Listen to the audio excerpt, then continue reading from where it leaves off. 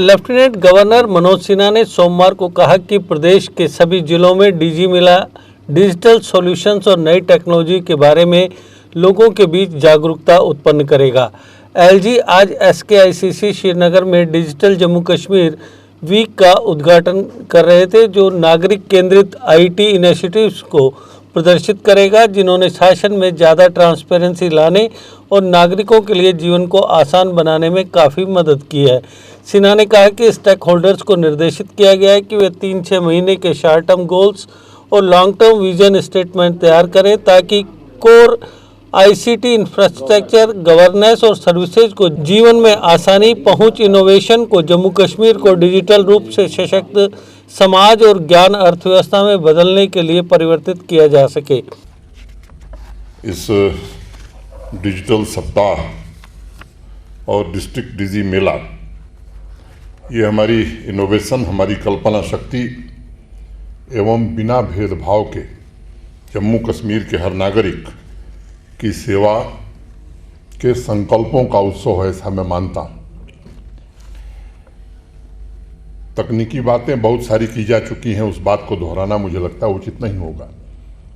Garden साहब ने बहुत विस्तार से बताया, सत्यनारायण जी ने भी रखा, मेहता जी ने भी हम क्या चाहते हैं वो विस्तार से बताया। एक दो छोटे सुझाव। विजन 2047 जरूरी है, लेकिन मिशन 3 महीने का, 6 महीने का, 1 साल का, ये सबसे ज़्यादा जरूरी है। और मेरी अपेक्षा होगी संजय गार्डन साहब से, सेक्रेटरी IT से, कि विजन के साथ साथ मिशन ये भी हम साथ साथ बना लें। जैसा भी विजन बना लें, जैसा भी मिशन बना लें, जिनको इम्प्लीमेंट करना है, अगर उनकी नीयत नहीं होगी तो कोई विजन, कोई मिशन जमीन पर उतरने वाला नहीं है। तो आप सबसे विनम्रतापूर्वक ये निवेदन है कि अगर पूरी टीम चाहेगी तो जरूर ये काम हम लोग कर पाएंगे और बहुत लंबा समय नहीं लगेगा। एक विशन टंडन हिंदी के एक व्यंग्यकार थे। सारिका नाम की एक हिंदी में मैगजीन चलती थी, आप लोग में उनसे कुछ लोगों ने पढ़ा होगा, बड़ी प्रचलित थी।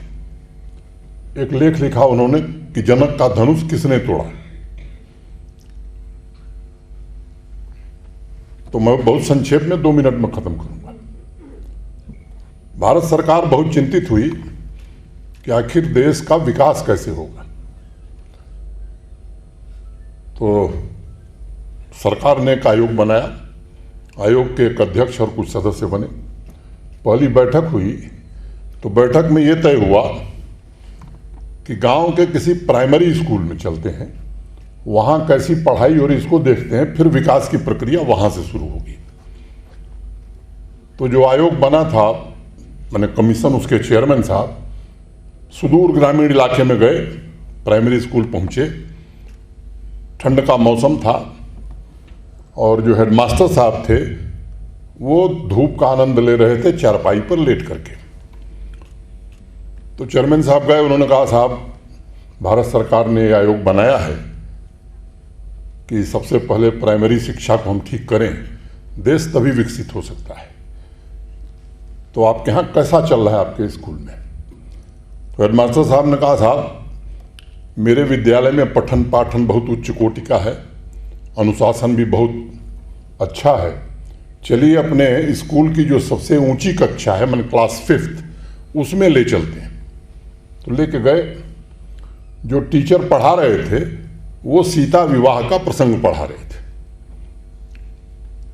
तो जो कमीशन के चेयरमैन साहब थे वो पहुंचे और उन्होंने पूछा एक बच्चे से कि जनक का धनुष किसने तोड़ा?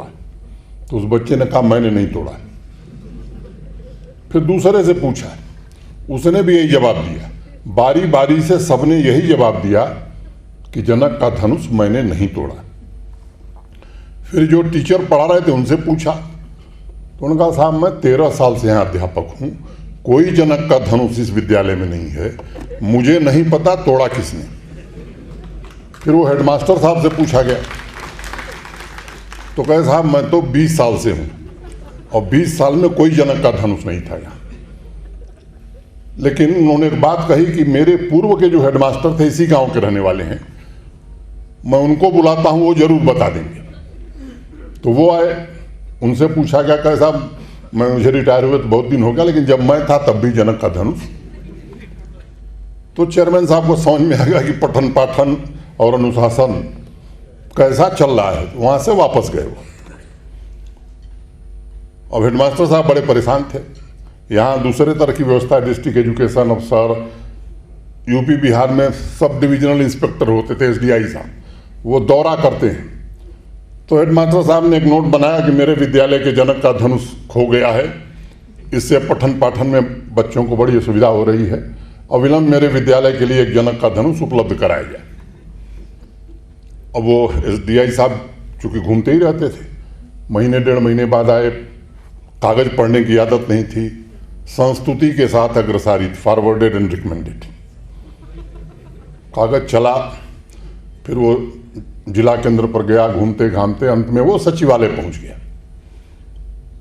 जो हमारे एजुकेशन सेक्रेटरी उस समय के थे, वो बेचारे एक बैठक से आए थे, प्रस्ताव लेकर के गए थे नए इंजीनियरिंग कॉलेज, मेडिकल कॉलेज खोलने का। फाइनेंस सेक्रेटरी ने मना कर दिया था, बहुत निराश होकर के लौटे थे। जब उनके हाथ में कागज लगा, कहा था ये तो बड़ा अच्छा मसाला आ गया है, अब अगली बैठक में इस प्रस्ताव को लेकर चलूंगा, देखता हूं कैसे फाइनेंस सेक्रेटरी भारद्वाज साहब इसको सैंक्शन नहीं करते। बड़ी तैयारी की, उन्होंने कहा कि कागज पहुंचे उसके पहले सारी तैयारियां पूरी कर ली हैं। तो होम सेक्रेटरी को चिट्ठी लिखा उन्होंने कि साहब ये चूंकि धनुष का मामला, इससे हिंसा फैल सकती है, इसलिए एक बैठक होनी चाहिए। तो डीजीपी साहब के साथ बैठक हुई। वहाँ से हर थाने को निर्देश दिया गया कि जिन विद्यालयों में जनक का धनुष है उसकी ठीक से देखभाल की जाए, हिंसा न भड़के, इसका मुकम्मल इंतजाम किया जाए। ये चलते चलते फिर वो अंतिम समय आया बैठक का, भारद्वाज साहब के पास वो लेके पहुंचे। भारद्वाज साहब ने कहा साहब बहुत अच्छा प्रस्ताव है, इस वित्तीय वर्ष में संभव नहीं, अगले वित्तीय वर्ष में विचार किया जाएगा। मुझे लगता है कि इस मानसिकता से हमें बाहर निकलने की जरूरत है। अभी रेवेन्यू की बात हो रही थी, मुझे याद है जिस दिन बिदुड़ी साहब, मेहता जी, हम, सालीन काबरा बैठे थे, तो उस दिन मैंने दो बातें कही थी, आपको जरूर मैं सुनाना चाहता हूँ। आपको, आप में से अधिकांश लोगों को शायद न मालूम हो कि अगर महाभारत के समय रेवेन्यू रिकॉर्ड ठीक रहा होता तो कौरव और पांडवों का युद्ध नहीं हुआ होता। वो 5 गांव जो पांडव चाहते थे उनका रिकॉर्ड भगवान कृष्ण भी नहीं बता सके। तो महाभारत के जड़ में अगर सबसे बड़ा कारण था वो रेवेन्यू रिकॉर्ड था। और एक उत्तर प्रदेश में हिंदी के बड़े साहित्यकार हुए, उन्होंने एक उपन्यास लिखा लंगड़। लंगड़ का मतलब एक पैर खराब था बेचारे का, और वो बेचारा अपना रेवेन्यू रिकॉर्ड लेने के लिए इतना दौड़ा कि लगा दूसरे पैर से भी लंगड़ हो जाएगा। तो ये बड़ा भारी काम जम्मू कश्मीर में ये हुआ है कि अब महाभारत नहीं होगा और दूसरे का पैर खराब नहीं हो, इस दिशा में हम काफ़ी आगे बढ़ गए। मुझे लगता है कि बाकी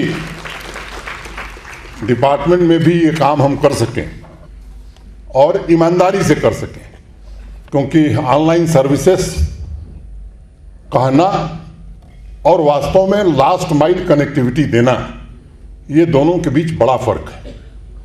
मुझे लगता है कि हम खुद आत्मविश्लेषण करें कि हमने जो सर्विसेज ऑनलाइन की, मेहता जी भी बात कर रहे थे कि लोग जुड़े, लोग